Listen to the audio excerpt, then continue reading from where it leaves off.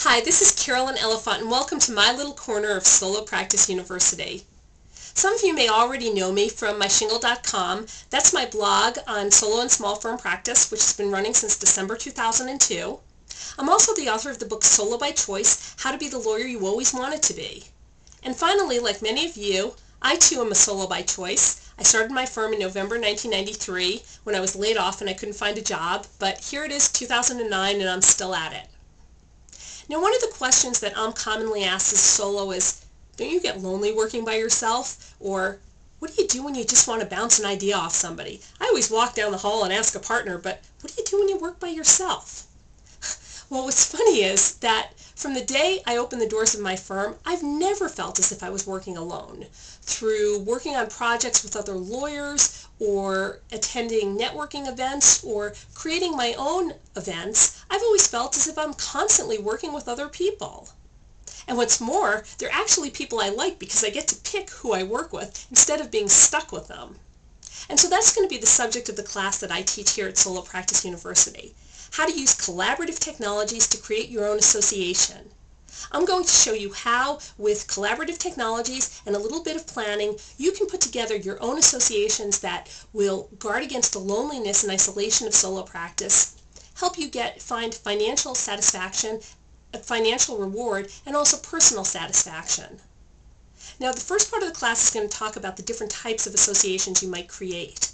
We're going to talk about alliances, where solos might create alliances with other firms for marketing or to jointly blog so they can have a broader presence at less cost than they might have if they undertook these ventures on their own.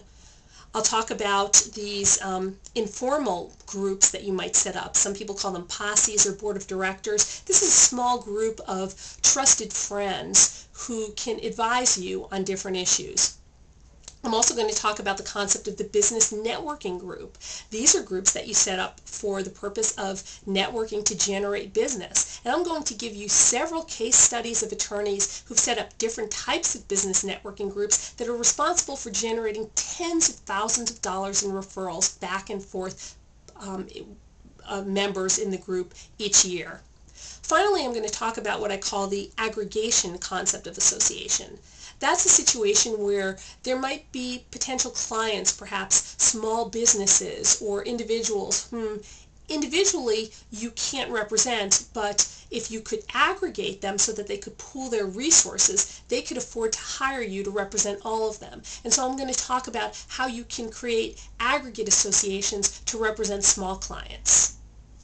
Now, the second part of the class that I'm going to talk about are collaborative technologies that you can use to help set up associations. What's best about these technologies is that, first of all, they're free, and second of all, they're incredibly easy to use. We'll talk about wikis, and in fact, I may set a wiki up for this class just to demonstrate how very easy they are to use. We'll talk about a site called ning.com, which you can use to establish a very professional presence for an online business networking association. We'll talk about different online technologies that you can use to set up registration for an online business networking group. And we'll also talk about technologies that you can use setting up listservs so that you can have communication amongst the members of these groups.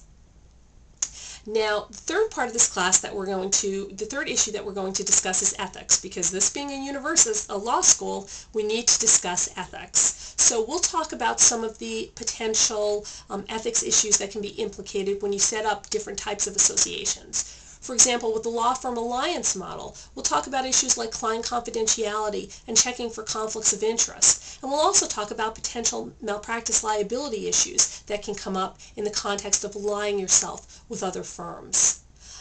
For the purposes of business networking groups, we'll talk about bar prohibitions on reciprocal referrals. And that's a possible issue that you need to take into account when you have a business networking group. Of course, what I'll do is I'll show you ways that you can ensure that you stay ethically compliant with these requirements and still create an association that will provide you with some value. This is a time in the legal profession that I'm sure all of you are aware is almost a crisis point. There are lawyers who are being laid off from firms at an unprecedented rate, and many lawyers are getting very scared. Many attorneys are going into competitive mode. They are looking out at what they perceive as an increasingly dwindling pie, and they're closing ranks to try to ensure that they maintain some type of competitive advantage. But what I want to show you and convey most of all in this class is you don't have to undertake that mentality. When you look out and you find ways to collaborate with other attorneys, you help increase the size of that pie. When you collaborate with other lawyers, you create possibility. It's a very positive model, especially in these troubling times. Finally, I am really excited to be here as you embark on this journey towards solo practice. Starting a law firm was one of the most exhilarating and rewarding things I've ever done, and I still remember those early heady days of starting my firm when I had no idea of what I was doing, and yet when enormous possibility was always lurking outside my door.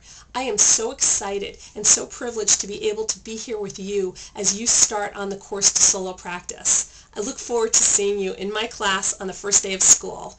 Welcome to Solo Practice University.